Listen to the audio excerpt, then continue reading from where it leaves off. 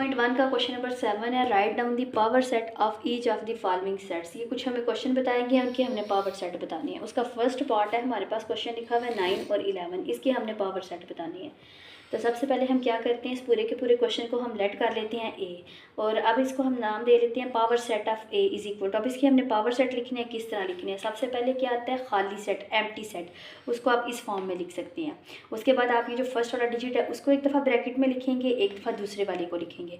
अब क्या करेंगे, हम इन दोनों को इकट्ठा करके लिख देंगे, तो ये हमारे पास टोटल बन जाएंगे 4। इनको फाइंड करने का एक और मेथड है, 2 की पावर n।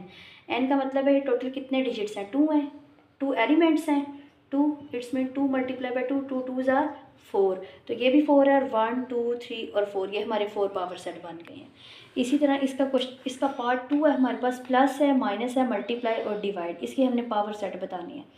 सबसे पहले हम इसको बी लेट कर लेते हैं। अब पावर सेट ऑफ बी हमने बताना है। इसको जो फर्स्ट वाला है वो हमारा हो जाएगा एम्प्टी सेट, यानी कि खाली सेट। अब दूसरे नंबर पे हम क्या लिखेंगे, सिर्फ प्लस को, फिर माइनस को, फिर मल्टीप्लाई को, फिर डिवाइड को। अब हम क्या करेंगे, अब हम दो को कंबाइन करेंगे, एक दफ़ा प्लस और माइनस को, प्लस और मल्टीप्लाई को, प्लस और डिवाइड को। अब हम क्या करेंगे, प्लस को छोड़ देंगे, माइनस और मल्टीप्लाई, माइनस और डिवाइड। अब हम माइनस को भी छोड़ देंगे, मल्टीप्लाई और डिवाइड। अब दो का पेयर बन गया, अब हम 3 का बनाएंगे, प्लस माइनस और मल्टीप्लाई। अब हम क्या करेंगे, इसमें से मल्टीप्लाई को छोड़ देंगे, प्लस माइनस और डिवाइड। अब हम इसमें से माइनस को छोड़ेंगे, प्लस मल्टीप्लाई और डिवाइड।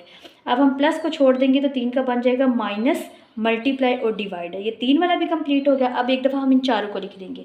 अब हम काउंट करते हैं हमारे पास कितने बन गए हैं, 1 2 3 4 5 6 7 8 9 10 11 12 13 14 15 और 16। 16 कैसे बन गए, 2 की पावर 4 है। 2 की पावर 4 होने का क्या मतलब है, 2 multiply 2 multiply 2, 2 2s are 4, 4 2s are 8, 8 2 time 16, it's mean ये हमारे 16 पावर सेट बन गई हैं। इसका जो पार्ट 3 है वो है हमारे पास ये 5 की फॉर्म में लिखा हुआ है। तो आपने पहले इसको सी कंसीडर कर लेना है, फिर इसका पावर सेट, एक तो खाली सेट होगा मतलब एम्प्टी सेट, और एक ये खुद ब्रैकेट में आ जाएगा, तो इसके 2 बन जाएंगे। जैसे 2 की power n, 1 is equal to 2, तो ये 1 और ये 2। नेक्स्ट लास्ट क्वेश्चन है हमारे पास, ये a है और ये b, ये ब्रैकेट में, मतलब ये एक ही एलिमेंट है हमारे पास, ये एक है और ये 2 हैं टोटल।